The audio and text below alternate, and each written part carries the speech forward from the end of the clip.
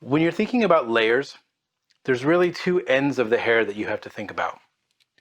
You have to think about how much of this hair do I want to be layered? So that's going to be like the ends of the hair, right? How much of these do I want to cut? How much layers do I want to be visible? But the other end of that equation that not a lot of people talk about is how much scalp do we want to invite to the party? For instance, I could take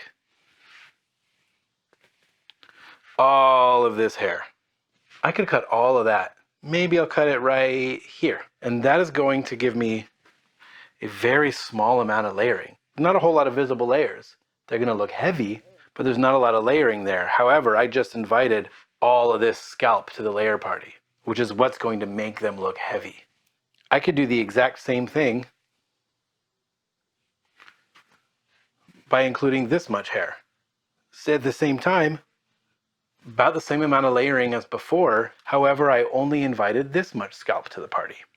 So I'm going to get something very light and airy rather than something heavy and bulky. So if you want heavy, bulky layers, you have to invite a lot of the scalp to the party. If you want light layers, don't invite that much scalp to the party. I can get this much layers out of this much scalp, or I can get the same amount of layers out of that much scalp. The effect I get from my layers is going to be determined by how much scalp I invite.